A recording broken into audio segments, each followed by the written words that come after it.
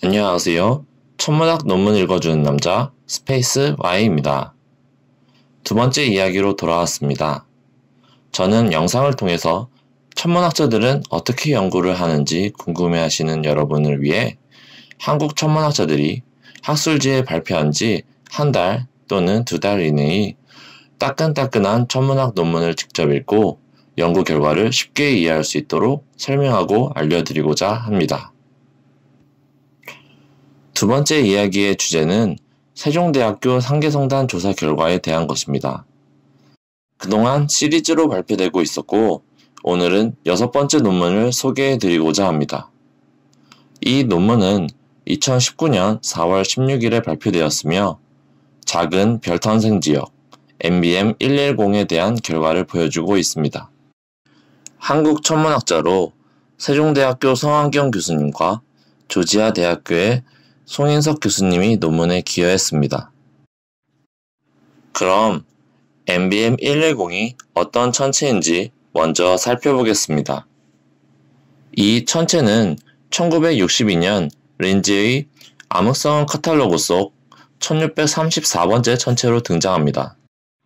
이후 MBM의 기원이 되는 맥라니, 블리츠, 먼디의 1985년 논문에서 우리은하 원반을 기준으로 고위도에 위치한 분자가스 구름들을 조사했고 그중 110번째 천체로 MBM 110으로 불리게 되었습니다.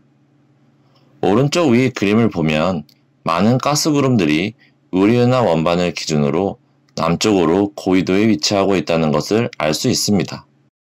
발리의 2008년 논문에서는 오리온, 에리다누스 거대 구름 속 혜성 같은 구름 중 하나로 생각된다고도 알려져 있는데요. 오른쪽 아래 그림에서 오리온 자리와 에리다누스 자리에 분자 구름들이 넓게 분포하고 있는 것을 보실 수 있습니다. 오리온 성우는 태양으로부터 아주 가까운 거리에 있는 별탄생 지역으로 천문학의 중요한 연구실로 관측 천문학자들의 각광을 받고 있는데요. MBM 110도 오리온 성운의 별탄생과 관련되어 이 분자 구름에서도 별이 생성된다고 합니다. 우리가 잘 알고 있는 트라페지움이 위치한 오리온 성운을 기준으로 서쪽으로 3.8도 떨어져 있으며 이 구름 안에는 허비가로 천체 RNO 40번이 존재합니다. 허비가로 천체는 아래 그림에서 볼 수 있듯이 새로 탄생하는 별이 남북의 극방향으로 에너지를 분출하는데 이 현상이 뚜렷이 보이는 천체라고 하네요.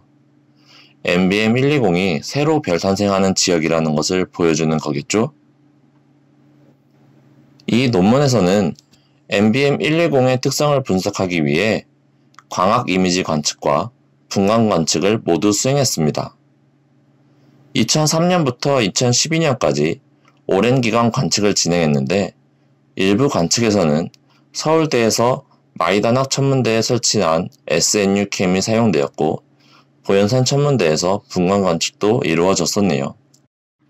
광학 이미지 관측은 왼쪽처럼 별을 직접 이미지로 찍는 것이고 분광 관측이라고 하면 별들 하나하나마다 슬릿 또는 파이버를 이용해서 빛을 분해해 스펙트럼을 관측하는 것입니다. 정확한 결과를 얻기 위해서는 많은 전처리 과정이 필요한데요. 이에 대한 설명은 생략하겠습니다. 이제 위에서 관측한 정보들 중에서 어떤 것이 쓸만한지 찾아야겠죠? 이 논문에서는 MBM 110에 속한 멤버별과 후보 멤버별을 찾기 위해 우주망원경 가이아의 연주시차 데이터를 사용했습니다. 결과를 통해 총 17개의 멤버별과 18개의 후보 멤버별을 찾았고 아래 오른쪽 그림에서 잘 보이지는 않지만 빨간 별이 멤버별, 초록별이 후보 멤버별입니다. 나머지 파란 별들은 서로 다른 거리에 있는 별들이고요. 이들의 연주시차 분포를 살펴보면 특정 위치에 많이 모여 있는데 이곳이 성단이 위치한 곳이라는 것을 알려주는 것입니다. 이제 MBM 120 천체까지의 거리와 성단의 질량, 나이를 추정할 수 있게 되었습니다. 그럼 MBM 110의 결과를 살펴보죠. 거리는 375파섹, 약 1200광년 떨어져 있다고 계산되었습니다.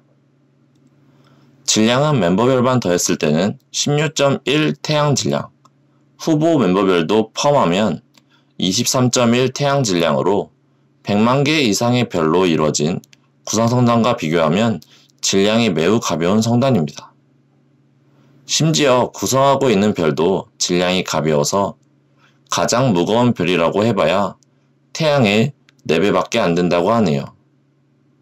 이 성단의 질량을 통해 별 형성 효율을 계산할 수 있는데 NBM110의 분자가스 그룹은 약 1680 태양 질량이기 때문에 총 질량의 1.4%만이 별로 바뀌었다고 볼 수 있습니다.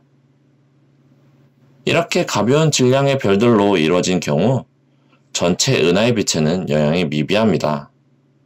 지금 나타난 은하는 대부분 밝고 질량이 큰 별들이 주도하여 빛을 내고 있는데요. 따라서 어두운 별들이 형성되고 있는 것도 보정해 주어야 제대로 된 은하의 별 형성률을 계산할 수 있다고 합니다. NBM110의 나이는 별의 온도와 밝기 사이의 관계를 보여주는 헤르츠스프룽 러셀 다이어그램을 통해 계산이 가능합니다.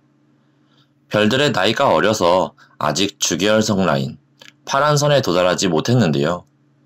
주계열성 이전의 진화 과정을 예측하는 두 모델을 가지고 NBM110의 나이를 추정해보면 190만 살 또는 310만 살이라고 하네요. 그런데 오차가 100만 살이네요. 거의 나이의 절반입니다. 오차가 크긴 하지만 이 나이를 정답이라고 가정하여 NBM110과 주변 환경을 비교해 보겠습니다. 오리온 성운 속 나이가 많은 D그룹, 약 500만 살에서 800만 살의 나이를 가지는 그룹에 NBM110이 속함에도 NBM110은 주변보다 나이가 어립니다. 이것은 오리온 성운의 별 탄생과 동시에 형성된 성단이 아니라 오리온 성운의 별이 형성된 이후에 영향을 받아서 생긴 것이라 볼 수 있는데요. 하지만 이 경우 별들의 나이가 공간 분포에 따라 다르게 보여야 하는데 그렇지 못하다고 하네요. 예를 들어 구름이 이렇게 있을 때 왼쪽에서 영향을 줘서 별이 생기면 왼쪽부터 오른쪽으로 갈수록 나이가 어리겠죠. 하지만 이런 현상을 발견하지 못해서 완벽하게 증명은 힘들다고 하네요. 앞에서 살펴본 NBM110 관측 결과 왜 중요한 걸까요? NBM110은 분자가스 구름 속 작고 희미한 어린 별들로 이루어진 성단을 가지고 있는데요.